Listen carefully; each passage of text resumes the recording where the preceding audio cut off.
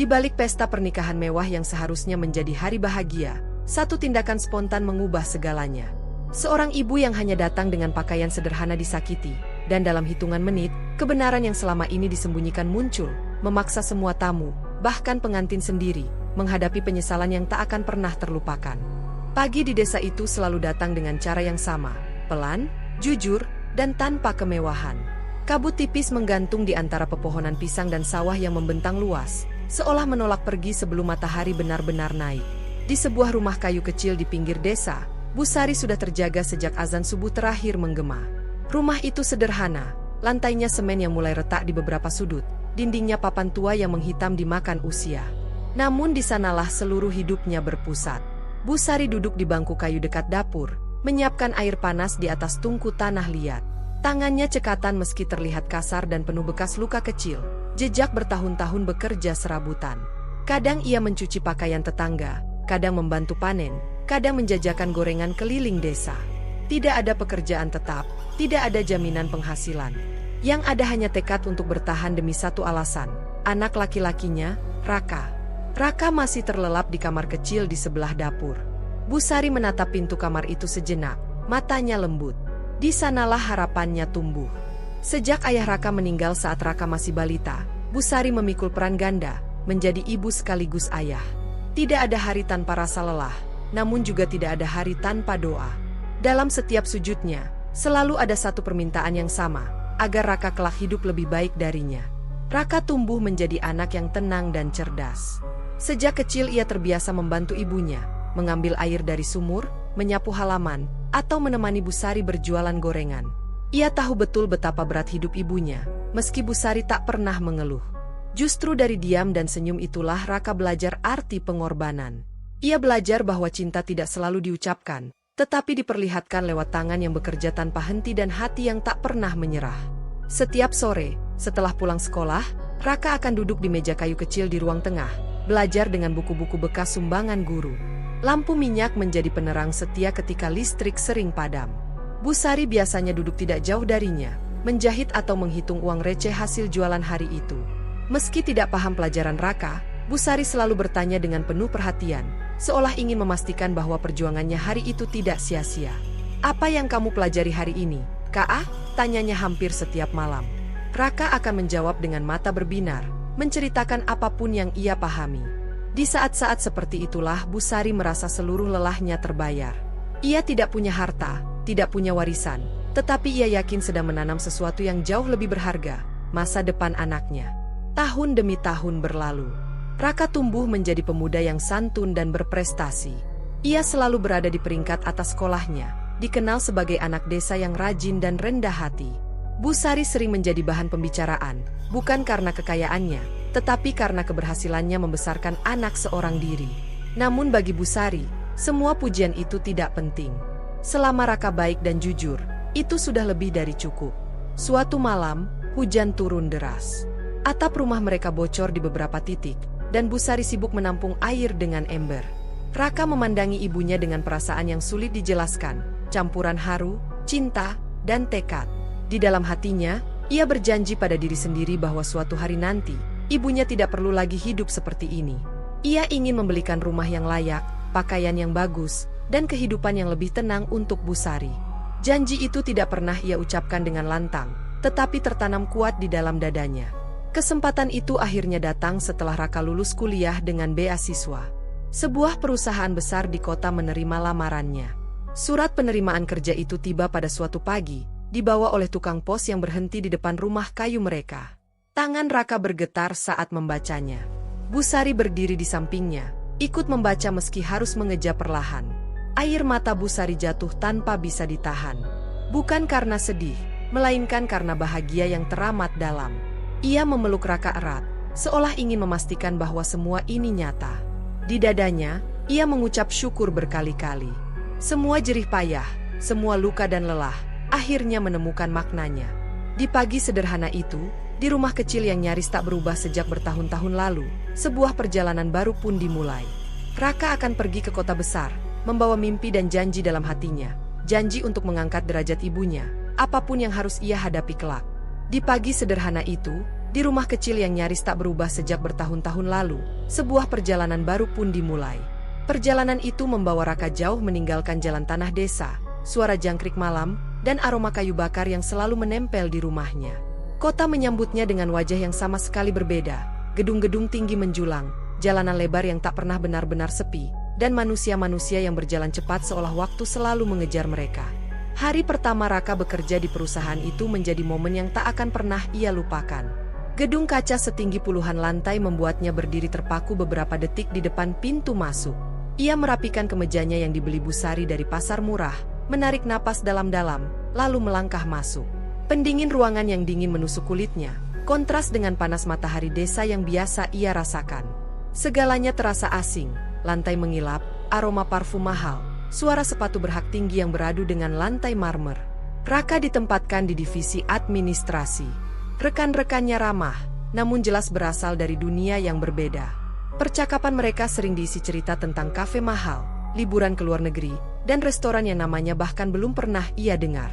Raka lebih banyak mendengar daripada berbicara. Ia takut salah bicara, takut ketahuan bahwa dunia yang mereka anggap biasa adalah dunia yang belum pernah ia sentuh. Di antara hiruk-pikuk itu, Raka bertemu Nadira. Pertemuan mereka sederhana. Nadira adalah rekan satu timnya, diperkenalkan sebagai lulusan universitas ternama. Wajahnya cantik dengan riasan tipis, tutur katanya halus, dan senyumnya selalu tampak percaya diri. Cara Nadira berjalan, berbicara, bahkan tertawa, mencerminkan seseorang yang terbiasa berada di ruang-ruang berkelas.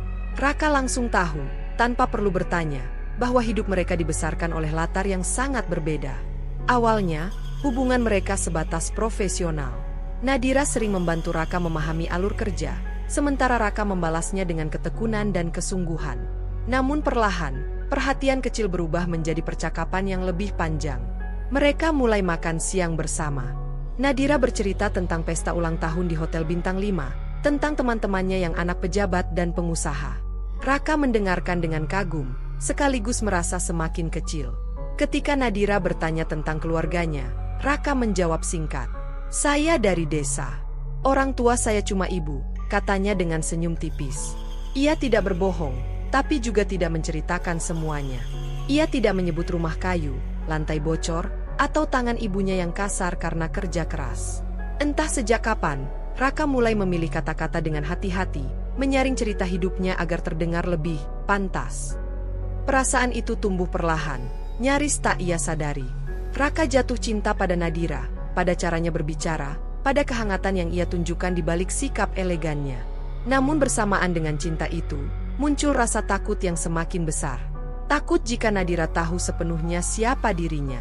Takut jika dunia Nadira menolak dunia yang ia bawa dari desa. Suatu sore, Nadira mengajak Raka menghadiri acara kantor di sebuah restoran mewah. Raka hampir menolak, namun akhirnya mengiyakan. Di sana, ia melihat dunia Nadira lebih dekat. Tawa-tawa lepas, gaun-gaun indah, percakapan tentang investasi dan bisnis keluarga. Raka duduk di antara mereka, tersenyum sopan, sambil menahan perasaan asing yang menyesakkan dada. Ia sadar, dirinya adalah tamu di dunia itu, bukan bagian darinya. Malam itu, saat pulang ke kamar kontrakan kecilnya, Raka menelepon Busari. Suara ibunya selalu menjadi penenang. Busari bertanya tentang pekerjaannya, tentang kesehatannya. Raka menjawab dengan nada ceria, menyembunyikan kegelisahan yang ia rasakan. Ia tidak ingin ibunya khawatir. Ia juga tidak ingin ibunya tahu bahwa di balik pekerjaannya yang mentereng, hatinya mulai diliputi rasa rendah diri. Hari-hari berlalu. Hubungan Raka dan Nadira semakin dekat. Mereka mulai resmi berpacaran. Nadira sering mengajak Raka ke tempat-tempat yang belum pernah ia kunjungi. Mal mewah, kafe eksklusif, acara-acara sosial. Raka berusaha menyesuaikan diri. Ia belajar cara berpakaian, cara berbicara, bahkan cara tertawa agar tidak terlihat kampungan. Namun setiap kali Nadira berbicara tentang keluarganya, tentang orang tua yang terpandang, tentang lingkungan sosial yang selektif, Raka merasakan jarak yang semakin nyata.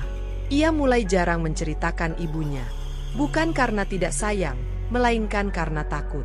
Takut cinta yang sedang tumbuh ini akan runtuh jika kebenaran terungkap sepenuhnya. Di dalam hatinya, Raka tahu, ini bukan awal yang baik. Tetapi ia meyakinkan dirinya sendiri bahwa semuanya akan baik-baik saja. Ia hanya perlu waktu. Waktu untuk membuktikan bahwa dirinya pantas berada di dunia Nadira, dan waktu untuk suatu hari nanti membawa ibunya masuk ke kehidupan yang lebih layak.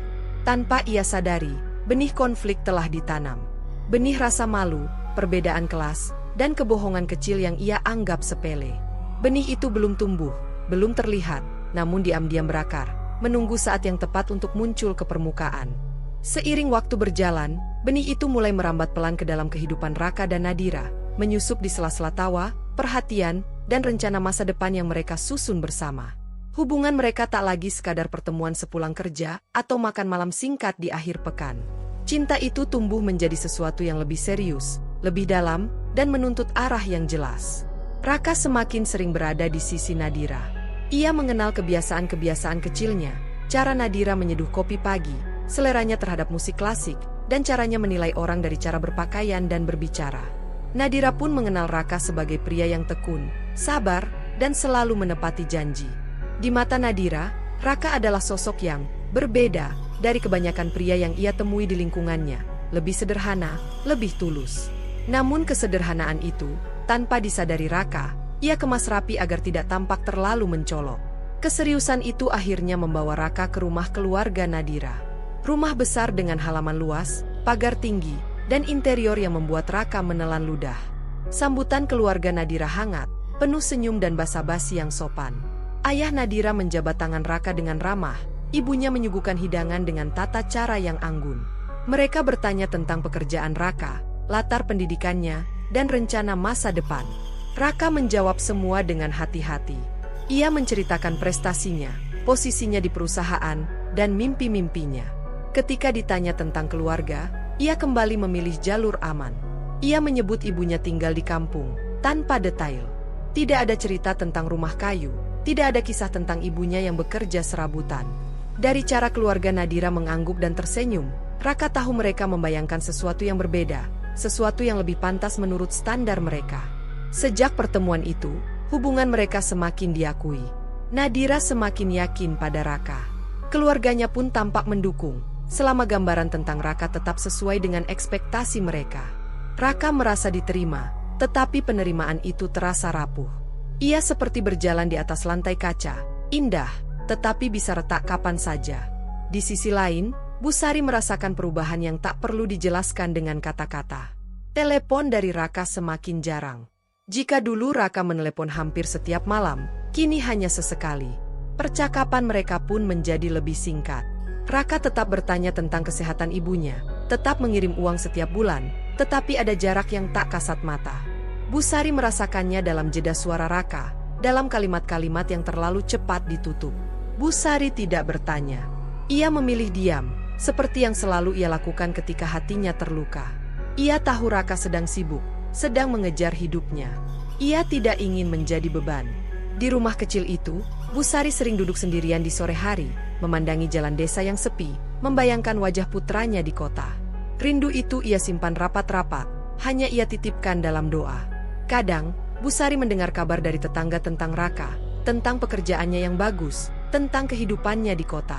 Setiap kali itu terjadi, dada Bu Sari dipenuhi rasa bangga.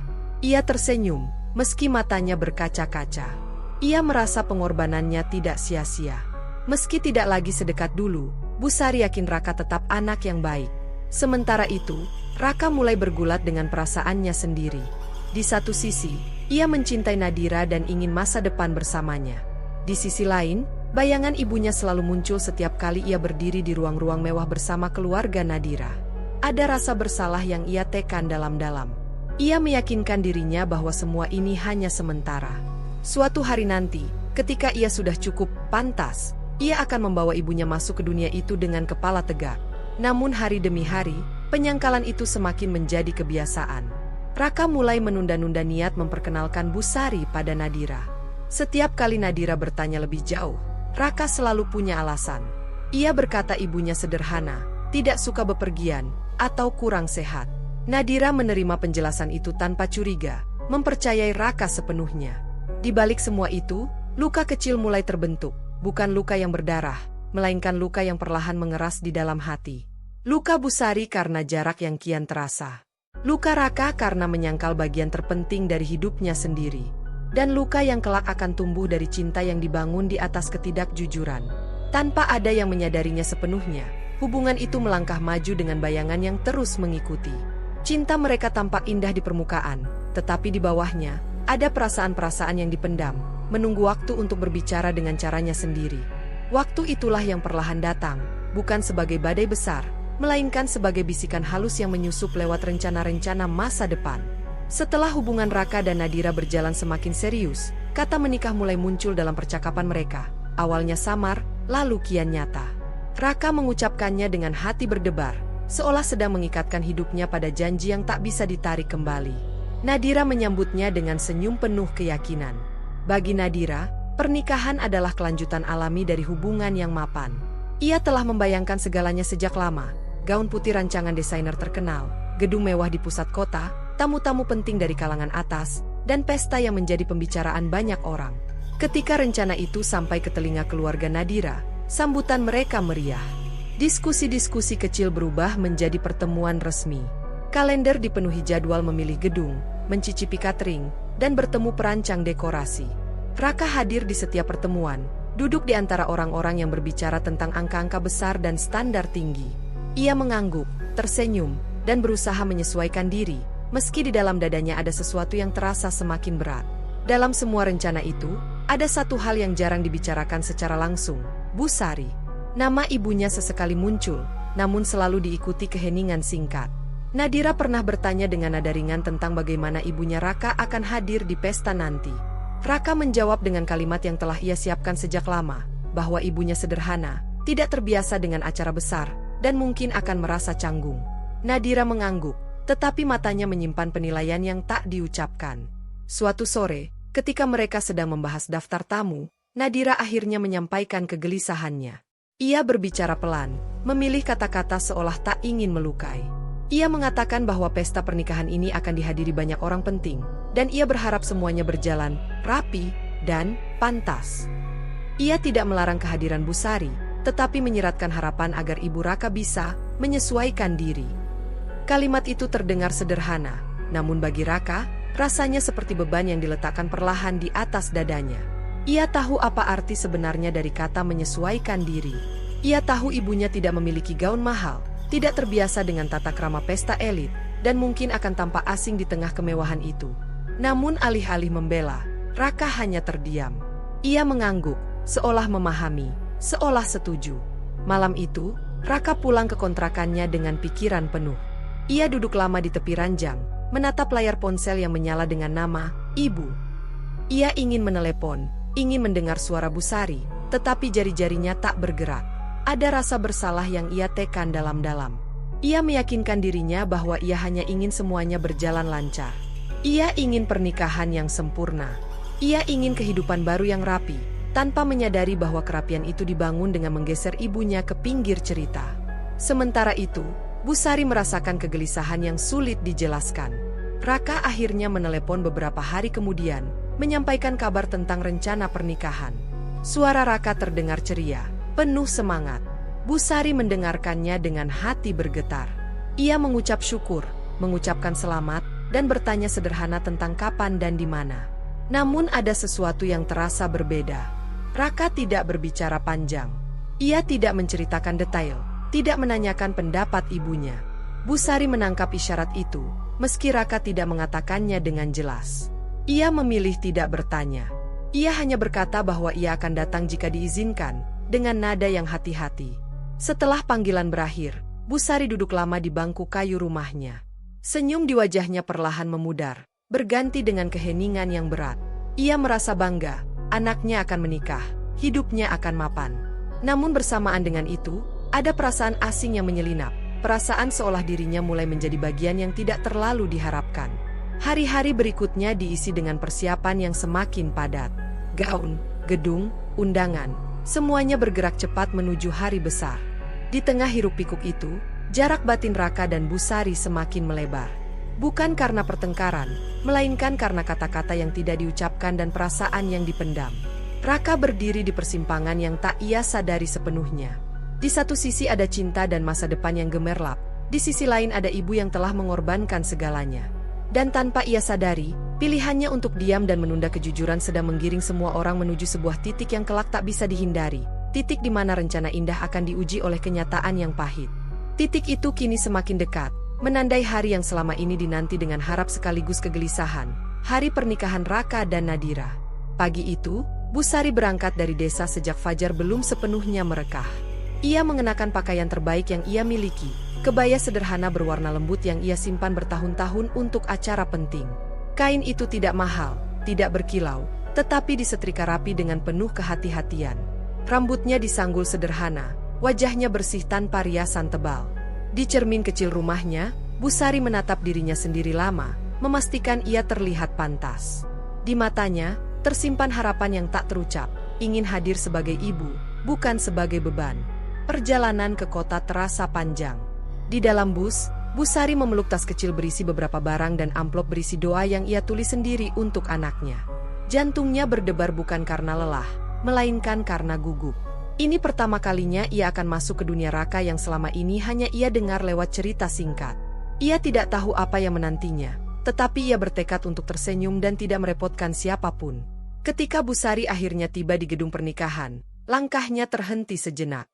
Gedung itu menjulang megah, dihiasi bunga-bunga mahal dan lampu-lampu kristal yang memantulkan cahaya. Orang-orang datang dengan pakaian indah, mobil-mobil mewah berhenti silih berganti di depan pintu. Busari menarik napas dalam-dalam. Di tengah kemegahan itu, ia merasa sangat kecil, seperti noda sederhana di atas kain putih yang mahal. Ia masuk dengan langkah pelan, menundukkan kepala sopan pada setiap orang yang ia lewati. Beberapa tamu meliriknya sekilas, lalu kembali berbincang. Busari tidak tahu kemana harus berdiri, tidak tahu harus menyapa siapa. Ia hanya mencari wajah Raka di antara kerumunan, berharap bisa melihat senyum anaknya dan merasa sedikit lebih tenang. Raka akhirnya melihat ibunya dari kejauhan. Dadanya menghangat sekaligus menegang. Ia mendekat, mencium tangan Busari dengan cepat, lalu menuntunnya ke kursi di sudut ruangan. "Ibu duduk di sini saja ya," katanya lembut, namun tergesa. Busari mengangguk, tersenyum, meski hatinya terasa sedikit perih. Ia mengerti, Raka sibuk, hari ini bukan tentang dirinya. Dari sudut ruangan itu, Busari mengamati segalanya. Dekorasi yang indah, musik yang mengalun pelan, dan tamu-tamu yang tertawa lepas. Ia melihat Nadira dari kejauhan, cantik dalam balutan gaun putih yang berkilau. Busari merasa bangga sekaligus canggung. Ia ingin mendekat, ingin menyapa, tetapi kakinya terasa berat. Sementara itu, dari tempatnya berdiri, Nadira juga melihat Busari. Awalnya hanya sekilas. Namun semakin lama, kehadiran ibu mertua itu mulai mengganggu pikirannya. Kebaya sederhana, tas kecil yang tampak usang, dan cara Busari duduk dengan tangan terlipat rapi di pangkuan. Semuanya terasa tidak selaras dengan konsep pesta yang telah ia susun begitu sempurna. Nadira merasakan sesuatu yang sulit ia akui, malu. Ia mulai gelisah. Beberapa tamu melirik ke arah Busari, berbisik pelan. Nadira menafsirkan tatapan itu sebagai penilaian, sebagai celaan terhadap pesta yang seharusnya sempurna. Dadanya dipenuhi emosi yang bercampur, takut, kesal, dan gengsi yang terluka. Ia merasa kehadiran Busari merusak citra yang ingin ia tampilkan di hadapan dunia. Nadira mendekati Raka dengan wajah tegang. Ia berbicara pelan, namun nadanya dingin. Ia mempertanyakan mengapa Busari duduk di tempat yang begitu terlihat, mengapa ia datang dengan pakaian seperti itu. Raka terdiam. Ia melihat ibunya di sudut ruangan, terlihat kikuk namun berusaha tersenyum. Di antara dua dunia itu, Raka kembali memilih diam. Ia berusaha menenangkan Nadira, berjanji akan mengatur semuanya. Ketegangan pun semakin terasa. Busari, meski tidak mendengar percakapan mereka, merasakan perubahan suasana. Tatapan Nadira yang singkat namun tajam, sikap Raka yang semakin sibuk dan menjauh, semuanya ia tangkap tanpa perlu penjelasan. Namun Busari tetap duduk tenang. Ia tidak ingin membuat masalah. Ia hanya ingin menyaksikan anaknya bahagia. Di dalam hatinya, Busari berdoa agar hari ini berjalan lancar. Ia tidak tahu bahwa doa itu sedang diuji. Emosi yang dipendam, rasa malu yang disangkal, dan jarak batin yang dibiarkan tumbuh kini berkumpul di satu ruang, di satu waktu. Dan di balik gemerlap pesta pernikahan itu, sesuatu sedang mendekati batasnya, menunggu satu percikan kecil untuk berubah menjadi tragedi. Percikan itu datang bukan dalam bentuk teriakan besar atau keributan mencolok, melainkan lewat emosi yang tak lagi terkendali, tersulut oleh rasa malu yang selama ini dipendam dan dibenarkan dalam diam. Di balik panggung pesta yang dipenuhi senyum dan ucapan selamat, ada ruang kecil di belakang gedung, tempat panitia berlalu lalang, tempat minuman disiapkan, dan tempat hal-hal yang tidak ingin terlihat disembunyikan. Di sanalah Nadira berdiri dengan napas memburu, wajahnya tegang, matanya sesekali melirik ke arah luar ruangan, memastikan tamu-tamu tetap menikmati pesta tanpa gangguan.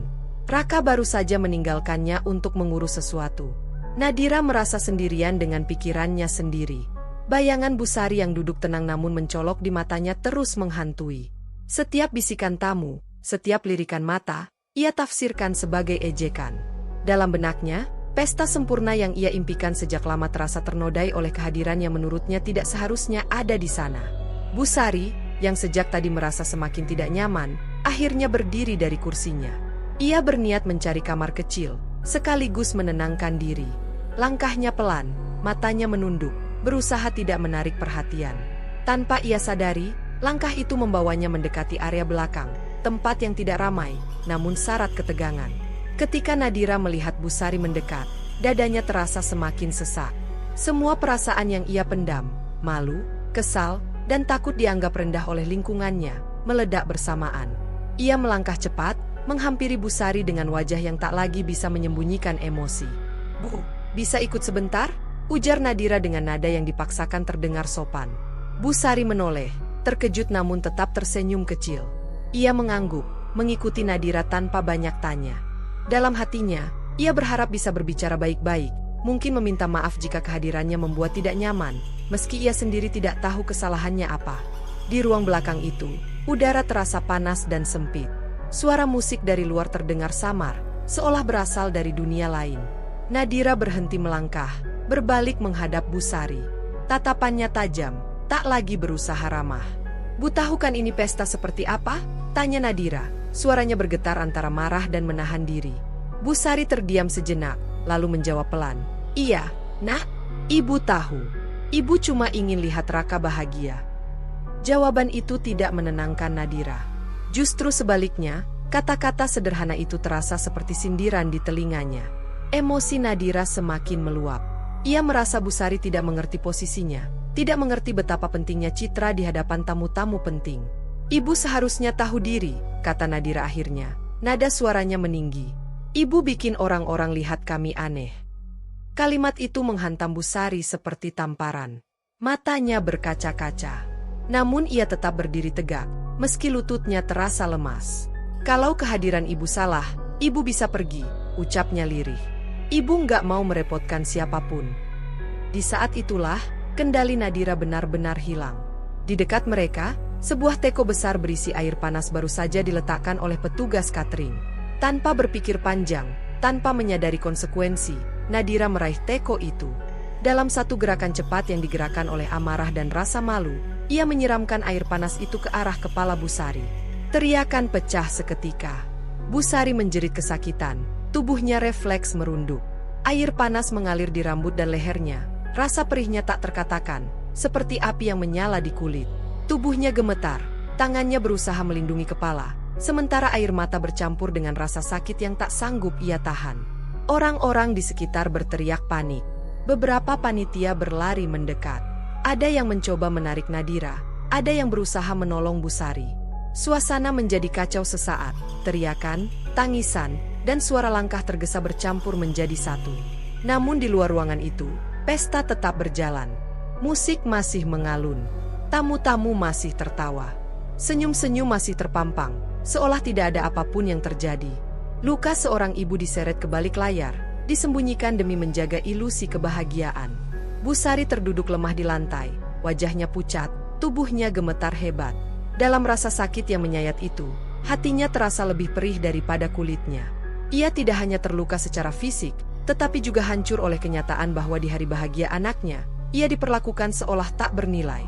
Dan di tengah kekacauan itu, tidak ada Raka. Belum. Sementara air panas itu telah jatuh ke kepala Busari, satu kebenaran pahit ikut menyusul, bahwa selama ini, diam dan penyangkalan telah membawa mereka semua ke titik paling kelam, titik yang tak mungkin dihapus begitu saja, bahkan oleh pesta paling mewah sekalipun. Sementara air panas itu telah jatuh ke kepala Busari, satu kebenaran pahit ikut menyusul, bahwa selama ini, diam dan penyangkalan telah membawa mereka semua ke titik paling kelam, titik yang tak mungkin dihapus begitu saja. Kebenaran itu akhirnya menemukan jalannya menuju Raka, menyusup lewat teriakan panitia, wajah-wajah panik, dan bisikan terburu-buru yang memanggil namanya dari balik keramaian pesta. Raka sedang berdiri di dekat pelaminan ketika seseorang menarik lengannya dengan kasar. Wajah panitia itu pucat, suaranya gemetar saat berkata singkat, "Mas, Ibu Mas kenapa-kenapa?" Kalimat itu menghantam Raka lebih keras daripada tamparan apapun. Tanpa menunggu penjelasan lebih lanjut, ia berlari menyusuri lorong belakang gedung. Musik pernikahan yang masih mengalun terdengar semakin jauh, seolah berasal dari dunia yang berbeda, dunia yang tiba-tiba terasa asing dan palsu. Di ruang belakang itu, pemandangan yang ia lihat membuat kakinya hampir tak sanggup menopang tubuhnya. Bu Sari terduduk di lantai, tubuhnya diselimuti kain basah, wajahnya pucat, rambutnya acak-acakan. Ada kemerahan di kulit kepala dan lehernya. Air mata masih mengalir, bukan hanya karena rasa sakit, tetapi karena luka yang jauh lebih dalam. Di sekitarnya, beberapa orang berusaha menolong, sementara Nadira berdiri terpaku dengan wajah tegang dan mata yang diliputi ketakutan. "Ibu," suara Raka pecah. Ia berlutut di hadapan Bu Sari, memeluknya dengan tangan gemetar. Untuk pertama kalinya hari itu, ia benar-benar melihat ibunya, bukan sebagai bayangan yang ia sembunyikan, melainkan sebagai manusia yang telah ia lukai dengan diamnya sendiri. Bu Sari menatap Raka, berusaha tersenyum meski bibirnya bergetar. "Ibu nggak apa-apa," katanya lirih. Kalimat yang sama yang selalu ia ucapkan sepanjang hidupnya, bahkan ketika ia paling tersakiti. Namun Raka tahu itu bohong. Dan kebohongan itu, kebohongan tentang rasa sakit, selama ini juga ia pelihara. Dalam hitungan detik, kepingan-kepingan masa lalu berputar di kepala Raka. Rumah kayu di desa. Tangan ibunya yang kasar. Lampu minyak saat ia belajar. Doa-doa yang tak pernah putus. Dan semua momen ketika ia memilih diam, memilih aman, memilih cinta yang mengharuskannya menyangkal asal-usulnya sendiri. Waktu berjalan. 1 menit, 2 menit. Di luar, pesta masih berlangsung. Tamu-tamu masih tertawa, belum tahu apa yang terjadi di balik dinding megah itu. Raka berdiri perlahan. Matanya menatap Nadira, bukan dengan marah, melainkan dengan kesadaran yang menusuk. Ia akhirnya paham, bukan hanya tentang perbuatan Nadira, tetapi tentang dirinya sendiri. 10 menit. Dalam 10 menit itulah Raka mengambil keputusan yang akan mengubah segalanya. Ia menyerahkan Bu Sari kepada petugas medis, lalu berjalan kembali ke aula utama. Langkahnya tenang, wajahnya pucat namun tegas. Ketika ia sampai di depan pelaminan, ia mengambil mikrofon dari tangan pembawa acara yang terkejut. Musik dihentikan. Suara tawa mereda. Ratusan pasang mata tertuju padanya. Raka menarik napas dalam-dalam. Tangannya sedikit bergetar, namun suaranya terdengar jelas. "Maaf," katanya, memecah keheningan. "Saya harus menghentikan pesta ini." Bisik-bisik langsung memenuhi ruangan. Nadira membeku di tempatnya. Keluarganya saling berpandangan, kebingungan. Namun Raka melanjutkan, tanpa menoleh ke siapapun. "Ibu saya baru saja disakiti," ujarnya, suaranya bergetar, tetapi matanya tegas. "Dan yang lebih menyakitkan dari luka fisik itu adalah kenyataan bahwa selama ini, sayalah yang membiarkan semua ini terjadi." Ruangan itu sunyi. Tidak ada yang berani bersuara. Raka menelan ludah, lalu berkata, "Perempuan sederhana yang tadi duduk di sudut ruangan itu adalah ibu saya. Ia membesarkan saya sendirian. Ia bekerja apa saja agar saya bisa sekolah, bisa berdiri di sini hari ini. Dan selama ini, saya menyembunyikannya. Karena saya takut. Karena saya malu." Beberapa tamu terdiam dengan wajah berubah. Ada yang menunduk, ada yang menatap Bu Sari yang kini dibawa keluar ruangan. "Saya berbohong tentang hidup saya," lanjut Raka. "Saya membiarkan orang-orang mengira saya berasal dari keluarga terpandang, sementara ibu saya hidup sederhana di desa. Dan hari ini, kebohongan itu berujung pada luka yang tidak seharusnya diterima oleh seorang ibu." Suara Raka mulai serak. Air mata jatuh tanpa bisa ia tahan. "Kalau hari ini harus ada yang menyesal seumur hidup," katanya pelan, "biarlah itu saya. Tapi saya tidak akan lagi berdiri di sini sambil membiarkan ibu saya direndahkan." Ruangan itu membeku. Tidak ada musik, tidak ada tepuk tangan. Hanya kesunyian yang menekan dada setiap orang yang hadir. Dalam 10 menit yang singkat, sebuah pesta pernikahan berubah menjadi pengakuan dosa yang tak bisa ditarik kembali. Dan pada saat itulah, semua orang mulai menyadari satu hal yang terlambat mereka pahami, bahwa kemegahan tidak pernah lebih berharga daripada harga diri seorang ibu. Kesadaran itu jatuh seperti beban berat di tengah aula pernikahan yang kini sunyi. Tidak ada lagi musik, tidak ada lagi senyum palsu, dan tidak ada lagi kemeriahan yang barusan memenuhi ruangan. Yang tersisa hanyalah keheningan canggung dan tatapan-tatapan yang dipenuhi rasa bersalah. Nadira berdiri kaku di samping pelaminan.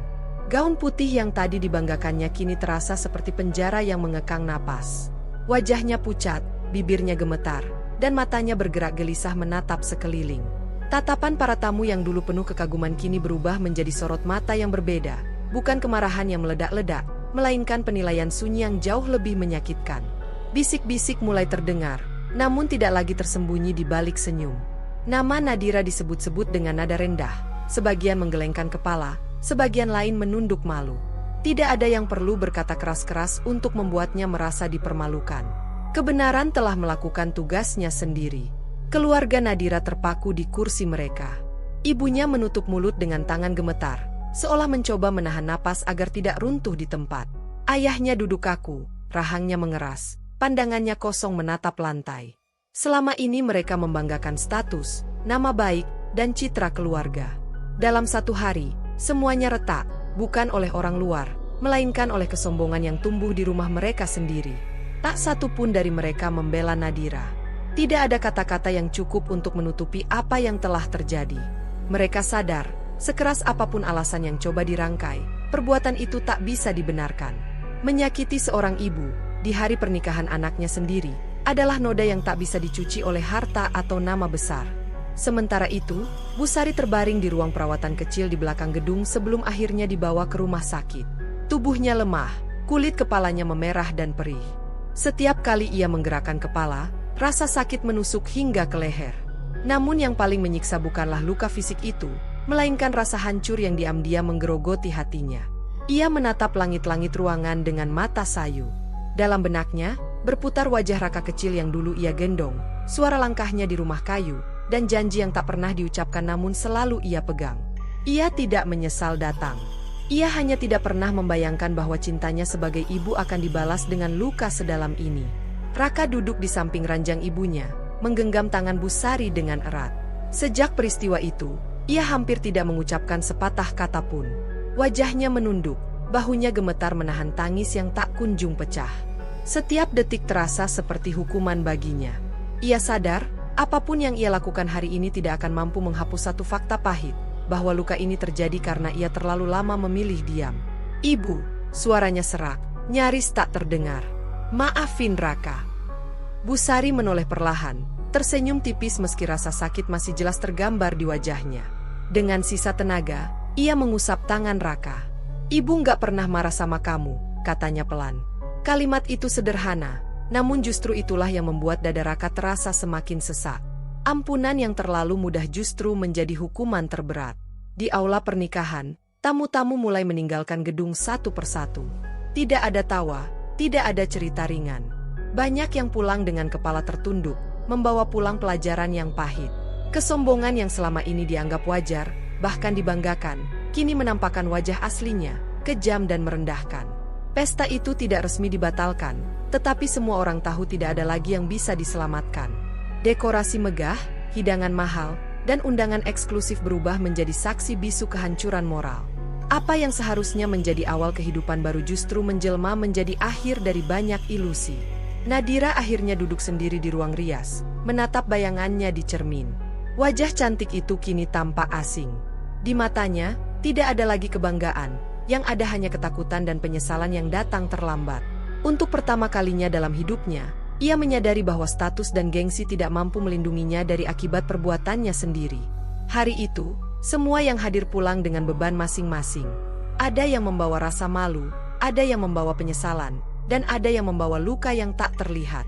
Pesta pernikahan itu mungkin akan dilupakan sebagai acara, tetapi peristiwa di dalamnya akan terus hidup, sebagai pengingat pahit bahwa kesombongan, sekecil apapun, bisa menghancurkan banyak hati sekaligus.